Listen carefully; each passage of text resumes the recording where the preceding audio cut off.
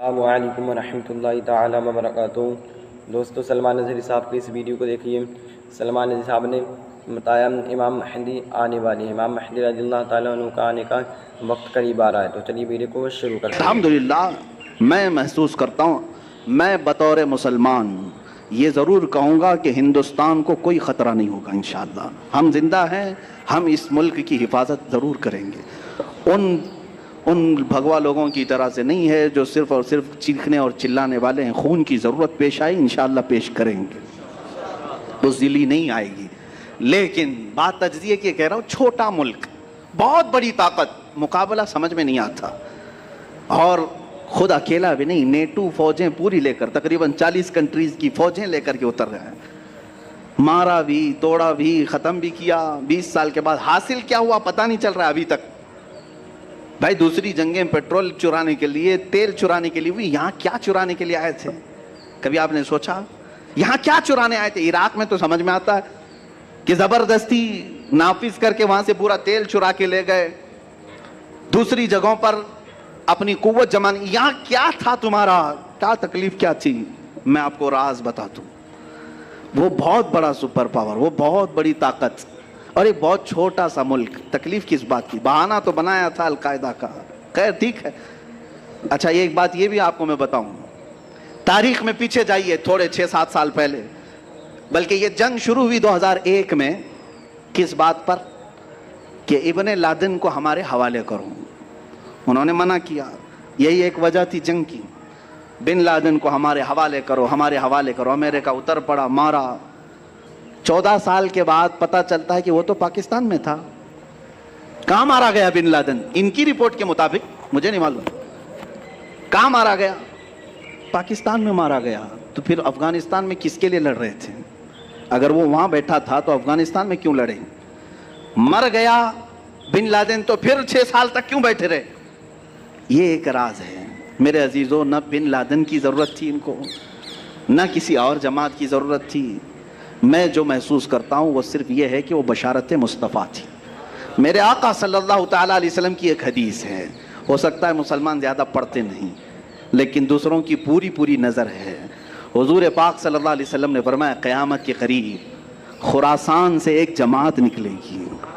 یہ حدیث پاک، خراسان سے ایک جماعت نکلے گی اور وہ جھنڈے لہراتے ہوئے آئے گی، سیدھے بیت المقدس پر گاڑ دے گی۔ یہ حدیث ہے، یہ وہ سننا نہیں چاہیں گے، میں پھر سے پڑھتا ہوں حدیث۔ حضور پاک صلی اللہ علیہ وسلم نے فرمایا خراسان سے ایک جماعت نکلے گی اور وہ جھنڈے لہراتے ہوئے بیت المقدس، ایلیا لفظ آیا حدیث میں، وہاں جا کر گاڑ دے گی۔ میرے آقا نے اس کے ساتھ یہ لفظ بھی فرمایا دنیا کی ساری طاقتیں ان کا راستہ نہیں روک سکیں گی۔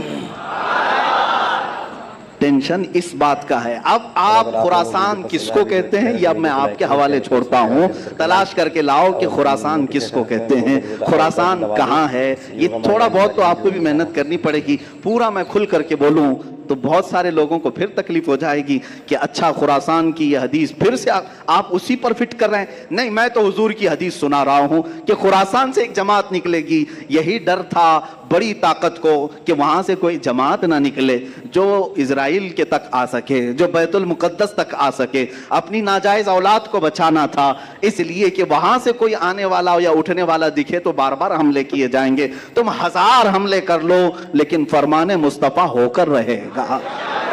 میرے آقا صلی اللہ تعالیٰ علیہ وسلم نے جو فرمایا وہ ہو کر رہے گا۔ مجھے ان کے سیاسی معاملات سے کوئی شغف نہیں، کوئی تعلق نہیں، مجھے اس کے متعلق کوئی اپنی حتمی رائے نہیں ہے۔ محض میں نے ایک تجزیہ پیش کیا ہے کہ صرف اگر کسی نے کہہ دیا کہ ہمارا لیڈر امیر المومنین ہوگا تو دنیا میں بھونچال آ گیا۔ عزیزان گرامی، اسی لیے ہم کہتے ہیں بار بار خلفائے راشدین کا ذکر کرو اور کثرت سے امیر المومنین کا لفظ بھی استعمال کرو تاکہ سننے والوں کو پتہ چلے یہ صرف ماضی کی تاریخ نہیں ہے، مستقبل میں امیر المومنین پیدا ہو سکتا ہے۔ اور حضور اکرم صلی اللہ علیہ وسلم نے بشارت دی ہے کہ خلافت علی منہاج النبوہ، کوئی میری تقریر کو توڑ مروڑ کر کے نہ کہہ دے کہ پوری فضیلت افغانستان پہ بیان کرے. نہیں, میرا ایسا کوئی انٹینشن نہیں ہے. میں صرف یہ کہہ رہا ہوں میرے آقا نے فرمایا خلافت قائم ہوگی اور وہ حضرت امام مہدی کے زمانے میں ہوگی. امام مہدی خلیفہ راشد ہوں گے. جیسے یہ چاروں خلفائے راشدین نے اپنی زندگی میں خلافت کی ہے, ویسے ہی امام مہدی بھی اپنے زمانے میں خلافت فرمائیں گے. اللہ ہمیں وہ زمانہ بھی قریب نظر دکھا دے اور ہمیں حضرت امام مہدی کی فوج میں شامل فرمائے. یہ ہماری بڑی تمنا ہے. اللہ تعالیٰ عروج اسلام ہمیں عطا فرمائے اور عروج اہل سنت ہمیں عطا کرے. عزیزان گرامی, بات ہماری دیگر طرف نہ نکل جائے. حضرت عثمان غنی رضی اللہ تعالیٰ عنہ, حضرت علی کرم اللہ وجہہ الکریم کی بارگاہ میں ہم مختصر خراج عقیدت ضرور پیش کریں.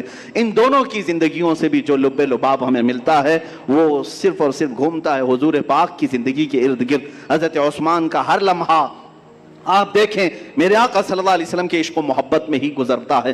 ایک مرتبہ کسی نے دیکھا آپ اپنے دروازے کے پاس بیٹھ کر کے ایک ہڈی کو چوس رہے ہیں. خلیفہ ہیں, امیر المومنین ہیں, اپنے گھر میں بیٹھ کر کے دروازے کے پاس ایک ہڈی کو جس میں گوشت بھی نہیں ہے چوس رہے ہیں.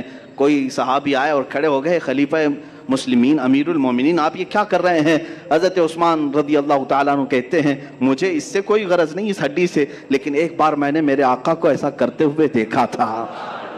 حضور پاک صلی اللہ تعالیٰ علیہ وسلم کو میں نے ایسا دیکھا تھا تو بس حضور پاک صلی اللہ علیہ وسلم کی ادا پر عمل کرنے کے لیے میں بھی یہ کرتا رہا. آپ کو وہ بھی حدیث معلوم ہوگی جب مسجد قباء کے کنارے ایک کنواں تھا جس میں حضور پاک صلی اللہ علیہ وسلم اپنے پیر نیچے لٹکائے بیٹھتے تھے اکثر جب تشریف لاتے, اور حضرت عثمان غنی بھی اپنی خلافت کے زمانے میں جب مسجد قباء کے پاس آتے اپنے پیر اسی کنویں میں اندر لٹکائے بیٹھتے, صرف اس لیے کہ میرے نبی نے ایسا کیا ہے. میرے عزیزو, یہ اعمال واجب اور فرض نہیں ہیں, فرض اور واجب نہیں ہے, لیکن محبت کا تقاضا یہ ہے کہ محبوب جیسا کرتا ہے ویسا ہی محب بھی کرتا ہے. وہ محبت تھی ان کی, وہ عادات, افعال, اقوال, اعمال کسی چیز کو ترک نہیں کرتے. کوشش یہ کرتے کہ حضور کی ہر ادا پر عمل ہو جائے. ہم میں سے یہ جو سنت کا دعویٰ کرتے ہیں یا محبت کا دعویٰ کرتے ہیں, ہم بھی اپنی زندگی کو ذرا جھانک کر کے دیکھیں. کیا رسول کریم صلی اللہ علیہ وسلم تمہیں کہیں نظر آتے ہیں ہمارے اعمال کے وقت کہ میں جب کھانا کھا رہا ہوں تو حضور پاک صلی اللہ علیہ وسلم کی ادائیں مجھے یاد آ جائیں کہ میرے نبی اس طرح سے کھایا کرتے تھے, میں بھی ایسا کھاؤں؟ حضور پاک صلی اللہ تعالیٰ علیہ وسلم کے اخلاق, کردار, گفتار, اس وقت ہمیں کیوں یہ بات یاد نہیں آتی کہ نبی کونین صلی اللہ تعالیٰ علیہ وسلم اس طرح سے کھایا کرتے, اس طرح سے بیٹھا کرتے, اس طرح سے بولا کرتے, مجھے بھی چاہیے کہ ایسا بولوں. صحابہ کرام کی یہی محبت تو ہے, یہ خلفائے راشدین کی محبت تو دیکھیں. رسول کریم صلی اللہ علیہ وسلم کی ایک حدیث صحابی بیان کرتے ہیں, کہتے ہیں کہ اللہ تعالیٰ علم کو قیامت کے دن قریب اٹھا لے گا.